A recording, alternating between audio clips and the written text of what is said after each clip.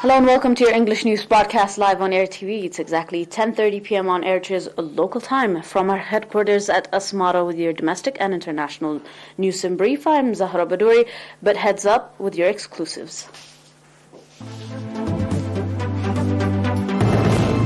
Regular meeting of Southern Region Assembly in Mendefra.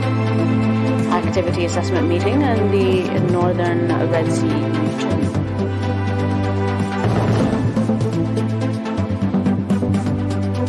Russia orders Estonian ambassador to leave the country. On your final international and final report, Colombia ELN rebels to resume peace talks in Mexico in February.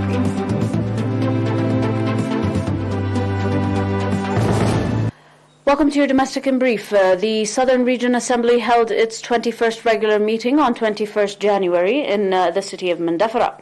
At the meeting, in which executive body of government institutions and PFDJ took part, Mr. Waldai Gebra, chairman of the Regional Assembly, said that strengthening national security and defense are the basis of the implementation of national development programs and safeguarding national sovereignty, and called on members of the Assembly to play due role.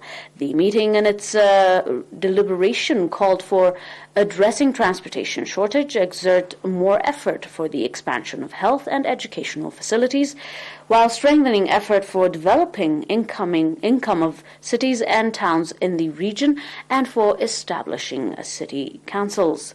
The meeting further called on administrations at all levels to carry out strong forestry and environmental protection, introduction of smokeless ovens, as well as for enhanced community-based water and soil conservation activities.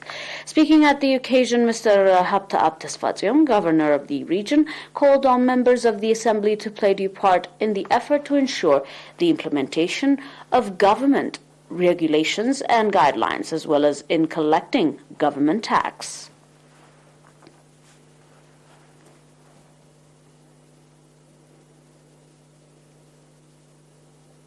The Ministry of Health branch in the Northern Red Sea region conducted activity assessment meeting of the year 2022 and charted out programs for 2023 from 16 to 18 of this January in Ginda town. At the meeting, in which administrators of the subzone of Foro, Ginda, Sheb, Masawa, Galalo, and Dahlak took part, reports was presented focusing on the programs to ensure health of mother and child, as well as control and treatment of communicable and non-communicable diseases.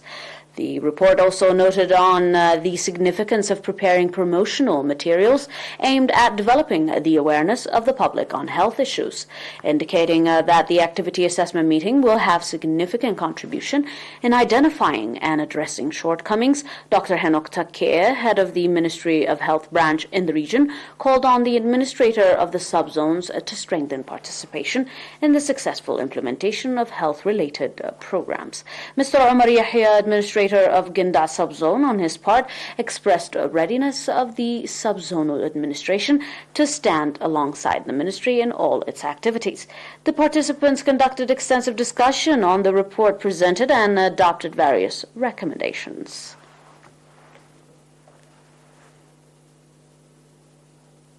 On your third and final, domestic Eritrean Olympian athlete Rahel Daniel won gold medal at the road race that was held in Belgium on 22nd of this January.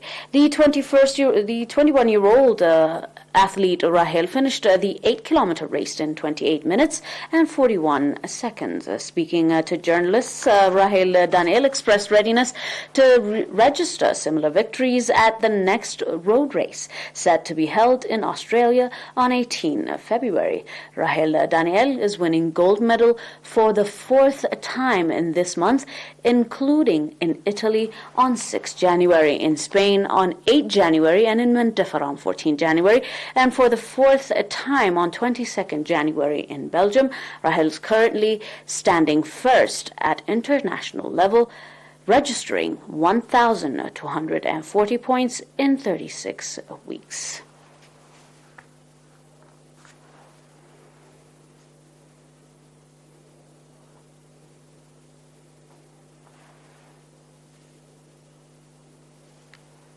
Congratulating Rahel Daniel. Stay tuned for more on your international news.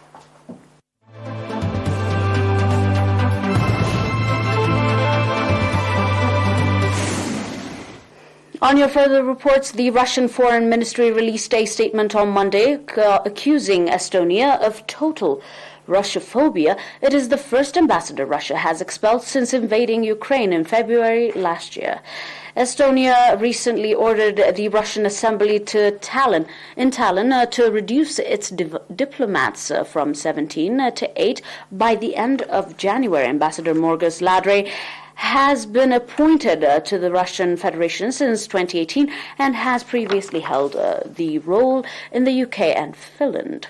He was working from the Estonian embassy in Moscow and will now be replaced with a chargé d'affaires, a diplomat of a lower rank acting in place of an ambassador. Hence, the statement from Russia said in quotation, in recent years, the Estonian leadership has purposefully destroyed the entire range of relations with Russia. Total Russophobia, the cultivation of hostility towards the country, have been elevated by Tallinn to the rank of state policy. Now Estonia has taken a new unfriendly step to radically reduce the number of personnel of the Russian embassy in Tallinn, confirming the line towards the collapse of relations between their countries. As a response, the Russians decided to downgrade the diplomatic representative in both countries to chargé d'affaires. The press release added that Ladre was summoned to the ministry on Monday, where he was asked to leave the country. The statement ended by stating the development of the two countries' relationship now lies with Estonia. On your final report, Colombia and the National Liberation Army rebel group said on Saturday they will resume peace talks in Mexico next month, overcoming a recent impasse after the government recently declared then called a bilateral ceasefire. Called off the ceasefire, there was a first cycle of talks last year in Caracas to end the guerrillas' part in nearly 6 decades of war. The about-face on the ceasefire came after ELN said it had not agreed to it. The government blames a misunderstanding of the ELN's position. Both sides held an emergency meeting in Caracas this week and agreed to hold the second round of negotiations on February 13th in Mexico. One of the grantor nationals for talks along with Norway, Venezuela, Cuba, and Chile. However, a statement issued following the emergency meeting said that in said cycle, the issue of society's participation in peace building will be addressed. At the same time, bilateral ceasefire will begin to be discussed and agreed upon. Colombia and the ELN said they would jointly examine progress in implementing agreement reached during the first cycle of talks and agreed to keep communication channels open even when not at the negotiating table. Head of the ELN delegation, Pablo Beltran, said he hopes to advance substantially in the agreement at the next meeting in Mexico. The government has said ceasefires remain in force with another 4 groups, 2 distant groups founded by the former FARC rebels and crime gangs, the Clan del Golfo and Self-Defense of the Sierra Nevada. President Gustavo Petro, a former member of the M19 urban guerrilla group who took office last year, has pledged to seek peace agreement or surrender deals with armed groups of all strips. Dear viewers, that is all for now. Before we end this news broadcast, these are your recap of the Heads Up exclusives. On your primary domestic regular meeting of Southern Region Assembly. Activity assessment meeting in Northern Red Sea region and athlete Rahel Daniel, gold medalist in Belgium. On your international, Russia orders Estonian ambassador to leave the country. Colombia ELN rebels to resume peace talks in Mexico in February.